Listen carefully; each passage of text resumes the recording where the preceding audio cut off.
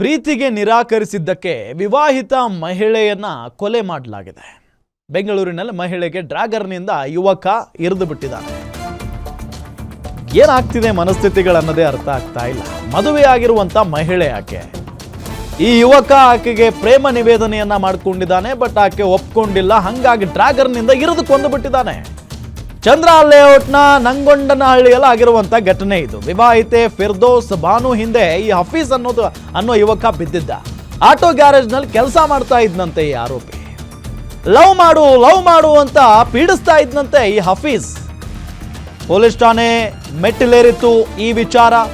ಈತ ಕಾಟ ಕೊಡ್ತಾ ಇದ್ದಿದ್ದಕ್ಕೆ ಹಫೀಜ್ನನ್ನ ಕರೆಸಿ ಪೊಲೀಸ್ನವರು ಬುದ್ಧಿವಾದವನ್ನ ಹೇಳಿ ಕಳುಹಿಸಿದ್ರಂತೆ.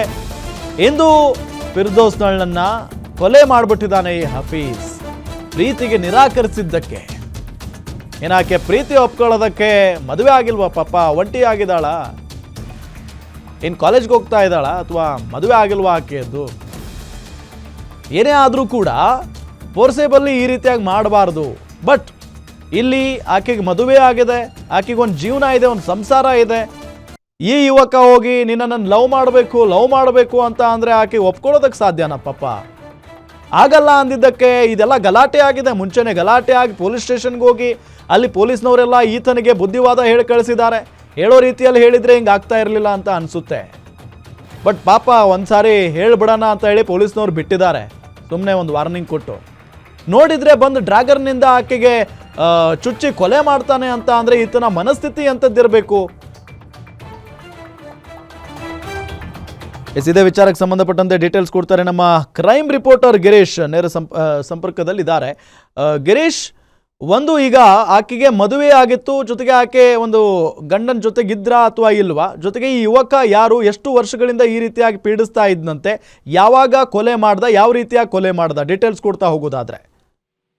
ರಾಮ್, ಈ ಒಂದು ಘಟನೆ ಆಗಿರೋದು ಇಂದು ಮಧ್ಯಾಹ್ನ ಸುಮಾರು 2 ರಿಂದ 3 ಗಂಟೆ ಸಮಯದಲ್ಲಿ ಚಂದ್ರಲೇಔಟ್ ಪೊಲೀಸ್ ಠಾಣಾ ವ್ಯಾಪ್ತಿಯ ಗಂಗುಂಡನಹಳ್ಳಿಯ ಅವರ ಮನೆಯ ಬಳಿ. ಅಷ್ಟಕ್ಕೂ ಏನಾಯ್ತು ಅಂತ ನಾವು ನೋಡ್ತಾ ಹೋದ್ರೆ, ಈ ಒಬ್ಬ ಮಹಿಳೆ ಏನಿದ್ದಾರೆ ಫಿರ್ದೋಸ್, ಇವರು ಸುಮಾರು 35 ವರ್ಷದ ಮಹಿಳೆ. ಈಕೆ ಸುಮಾರು 8 ರಿಂದ 10 ವರ್ಷದಿಂದ ಏನು ತನ್ನ ಸಂಸಾರದೊಂದಿಗೆ ಅಂದ್ರೆ ಗಂಡ ಹಾಗೂ ಮಕ್ಕಳೊಂದಿಗೆ ಸಂಸಾರ ಮಾಡ್ತಾ ಇರ್ತಾರೆ. ಅಂದ್ರೆ ಸುಮಾರು 8 ವರ್ಷದಿಂದ ಏನು ಈ ಒಂದು ಕೇಸ್ ನಲ್ಲಿ ಆರೋಪಿ ಇದ್ದಾನೆ ಹಫೀಜ್, ಈತ ಪರಿಚಯ ಇರ್ತಾನೆ. ಇವರಿಬ್ಬರ ಮಧ್ಯೆ ಸ್ನೇಹ ಸಂಪರ್ಕ ಇತ್ತು. ಈ ಒಂದು ಹಿನ್ನೆಲೆಯಲ್ಲಿ ಸಾಕಷ್ಟು ವರ್ಷ ಅದು ಮುಂದುವರಿತಾ ಬರ್ತಾ ಇತ್ತು. ಆದ್ರೆ ಏಕಾಏಕಿ ಸುಮಾರು 6 ರಿಂದ 7 ತಿಂಗಳ ಹಿಂದೆ ಏನು ಈತನನ್ನ ಅವಾಯ್ಡ್ ಮಾಡ್ಲಿಕ್ಕೆ ಶುರು ಮಾಡಿದ್ರು. ಅವಾಗಿನಿಂದನೂ ಸಹ ಇವರಿಬ್ಬರ ಮಧ್ಯೆ ಒಂದು ಫ್ರಿಕ್ಷನ್ ಏರ್ಪಟ್ಟಿತ್ತು ಅಂತ ಹೇಳ್ಬೋದು. ಇದೇ ಒಂದು ಉದ್ದೇಶದಿಂದ ಈತ ಈ ಹಿಂದೆಯೂ ಕೂಡ ಚಾಕುವಿನಿಂದ ಹಲ್ಲೆ ಮಾಡಿ ಪೊಲೀಸ್ ಠಾಣೆಯ ಮೆಟ್ಟಿಲನ್ನ ಏರಿ ಪೊಲೀಸರು ಕೂಡ ಒಂದು ಮುಚ್ಚಳಿಕೆಯನ್ನ ಬರೆಸ್ಕೊಂಡು ಇನ್ನು ಮುಂದೆ ಈ ರೀತಿ ಮಾಡಬೇಡ ಅಂತ ಬುದ್ಧಿಯನ್ನ ಹೇಳಿ ಕಳಿಸಿದ್ರು. ಆದ್ರೆ ಆಕೆಯನ್ನ ಬಿಟ್ಕೊಡೋದಕ್ಕೆ ಈತ ಸುತ್ತ ಇಷ್ಟಪಟ್ಟಿರ್ಲಿಲ್ಲ. ಈ ಒಂದು ಹಿನ್ನೆಲೆಯಲ್ಲಿ ಇಂದು ಮಧ್ಯಾಹ್ನ ಸುಮಾರು 2 ರಿಂದ 3 ಗಂಟೆ ಸಮಯದಲ್ಲಿ ಆಕೆ ಮನೆ ಕೆಲಸವನ್ನ ಮಾಡಿಕೊಂಡು, ಅಂದ್ರೆ ಏನು ಜೀವನೋಪಾಯಕ್ಕಾಗಿ ಕೆಲವೊಂದು ಮನೆಯಲ್ಲಿ ಕೆಲಸವನ್ನ ಮಾಡ್ತಾ ಇದ್ರು. ಆ ಸಂದರ್ಭದಲ್ಲಿ ಮುಗಿಸಿ ಮನೆಯ ಕಡೆ ಬರೋ ಸಂದರ್ಭದಲ್ಲಿ ಈತ ಏನು ಆಟೋ ಗ್ಯಾರೇಜ್ ಅಲ್ಲಿ ಕೆಲಸ ಮಾಡ್ತಾನೆ, ಅಲ್ಲಿಂದ ಒಂದು ಆಯುಧವನ್ನು ತಂದಿದ್ದಾನೆ, ಡ್ರ್ಯಾಗರ್ ರೀತಿಯ ಆಯುಧ. ಅದನ್ನ ತಂದು ಏಕಾಏಕಿ ಈಕೆ ಜೊತೆ ಜಗಳವನ್ನು ತೆಗೆದಿದ್ದಾನೆ. ನೀನು ನನ್ನ ಜೊತೆ ಇರಲೇಬೇಕು, ನನ್ನ ಜೊತೆ ಬರಲೇಬೇಕು ಅಂತ. ಆದ್ರೆ ಆಕೆ ಅದಕ್ಕೆ ಒಪ್ಪಿಲ್ಲ.